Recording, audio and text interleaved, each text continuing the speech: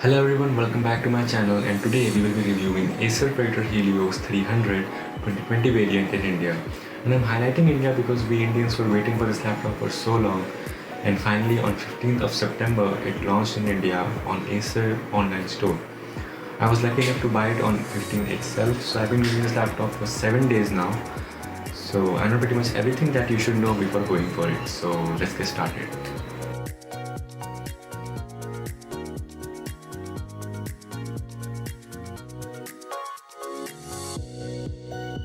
So let's start with the build quality of this laptop.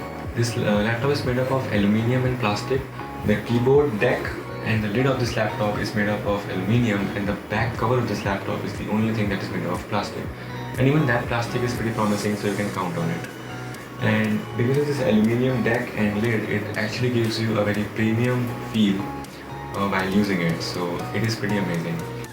So now let's talk about the keyboard. The keyboard is pretty good, the space between keys is pretty fine. The only thing about the keyboard is that you have to push the keys a little more harder than usual to make them register. So it's not a lot pressure that you have to apply, it's just a little more harder than usual. So that is something to take into consideration. Now let's talk about the connectivity ports that this laptop has. On the right side you can see a Type-C 3.2, a Type-A 3.2, an HDMI 2.0 and a mini display port 1.4. On the left side of the laptop you can see a standard Ethernet port, two Type-A 3.1 USB ports and one microphone to headphones combo jack. So now guys, I will be showing you the Predator Sense app, which is pre-installed in this laptop to monitor the performance of your laptop. It has been launched by just clicking on this button, and as you press the button, here is the Predator Sense app. So this is the home menu where you can see the temperature of your CPU, your GPU and overall systems. And here you can adjust the profiles where you want it to be. For lighting profiles, it is actually for the keyboard, and for GPU overclocking performance, where you can overclock the GPU by fast or extreme. Now let's go towards the lighting mode, which is basically for the keyboard, where you can change the RGB lightings for the keyboard. For example, if I go to the breathing mode, so the keyboard RGB effect is changed. So as it is for shifting, for neon, for zoom and for wave. And I like the wave mode actually, so yeah, and I keep it on wave. And it also has a mode which is static. In static you can configure the 4 zones according to your preferences. As you click it, it changes its color. But I prefer keeping it in one color for static and for multicolors in dynamic. In the overclocking menu you can see you can overclock your GPU from normal, fast and extreme. Well, I don't do anything here because it adjusts automatically and I don't have to do anything here. So now let's go towards the fan control. Here you can see the CPU fan and the GPU fan, and you can customize it to auto, max and custom. In custom you can set the RPM by yourself. This is the monitoring. In monitoring app you can see the temperature of CPU and with the percentage of utilization of the CPU or the GPU with its temperature. This is a game sync where you can add your games and you can launch the game from here. And this is the app center where it has some apps for you to help managing your Predator Sense. So this was pretty much it about the Predator Sense app. There's been a tradition that the gaming laptops would not have a very good display, so the video editors and the photo editors have to switch to some other proprietary laptops. But this Acer Predator Helios 300 has a very great display. It has 99% sRGB and 72% NTSC, so even if you're going with editing work, you can go ahead and look for this laptop. So it will be a great choice for even that audience. So yeah, and even if you want to watch anything on this, even if it's Netflix or YouTube or anything, you will enjoy watching content on this because of the display that it has. Someone asked me in the comment section that does it have a screen bleeding? So it does not. At least my variant does not, and I hope that Acer made it sure that in 2020 version screen bleeding does not pass, because it was on 19 variant, it was a major issue. So I don't have any surety that all the 2020 variant does not have any screen bleeding, but I hope that it is not the case. Although not a lot of people have bought this variant, so I don't have the confirmation of this. But yeah, I still hope that they have resolved it. Although my variant does not have any kind of issue with screen bleeding. And also with that 100% sRGB, the gaming experience is just enhanced, nothing else.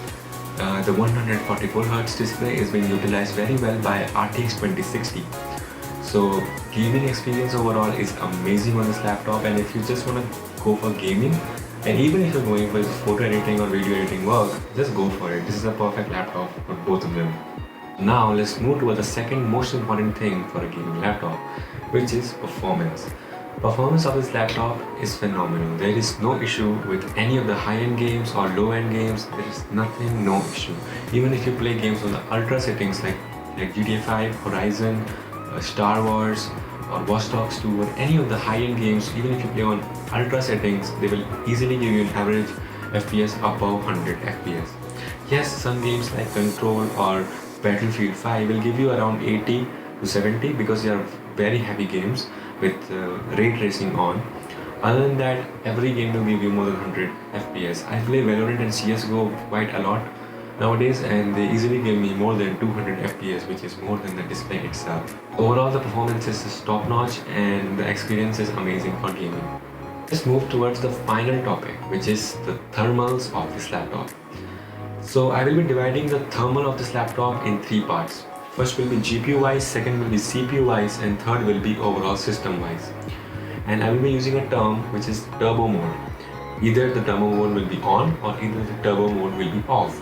And what turbo mode is, if you ask, the turbo mode is basically the mode where the fans of the laptop will be working extra hard to keep your laptop cool. So the performance of this laptop stays to its benchmarks. So that is something which is turbo mode is. So now when the term turbo mode is clear, let's move towards the thermal performance.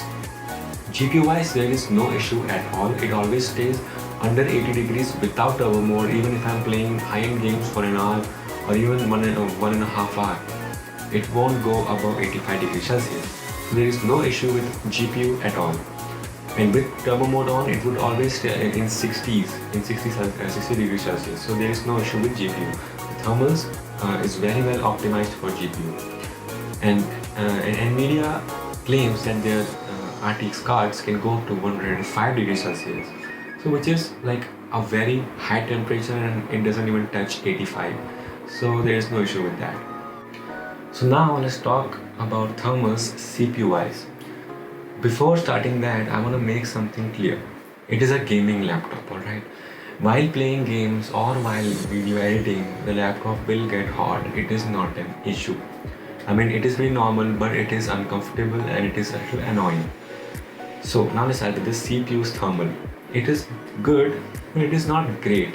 Only thing that is annoying is that as soon as I start high-end games means GTA 5, Horizon, Star Wars, or Watch Dogs 2.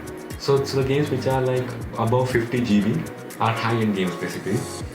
So games like that, whenever I turn them on, it heats up in just 5 minutes. In 5 minutes, it reaches 85 degrees Celsius easily, which is a little annoying to see that, okay, my laptop is getting at 85, the CPU is getting at 85, and I just turned the game on. Which is a little annoying, but thanks to turbo mode, it works like a charm and it keeps it at 85, 84 or 83 for an hour or more than that. But after around 2 hours, it will exceed 90 degrees Celsius even with turbo mode on. So I mean, that is pretty understandable since you're playing for more than 2 hours. So i7 10th generation will be heated. So that is something to keep in mind, but turbo mode actually works, guys. Although it comes at a cost of high fan noise, but since you're playing games, so you will be using earphones or headphones, so that will not bother you. So that's all with the thermals of CPU. It is not bad, it is good, but not great. That's all I want to say with thermals of CPU. And now let's talk about the overall system temperature. As the CPU temperature rises while gaming or video editing, obviously the system temperature will rise too, but it never goes out of hand. It always stays in 70s, so which is not a very big deal. And also, while using YouTube, Netflix or anything, it does not heat up at all. It always stays in control, so don't worry about it. Just while playing games and while editing videos, it will heat up, which is pretty normal. So that's all about the thermals. Now let's move towards the conclusion of this video. Overall, the laptop is amazing. You will not regret buying this. Just one thing that I thought was a little problem was the overheating of CPU. Actually, that's not even overheating. I'm just mentioning it as overheating, but it is something. So that is the only con of this laptop for me. Other than that, I haven't find anything at all. The thermals are good. The vents and everything is not blocked or anything like in the past with some laptops. So it has nothing like that. The screen is amazing, the keyboard is amazing, the mouse is amazing, the performance is top notch. You will get amazing FPS. RTX 2060 actually utilizes that 144Hz display to its max.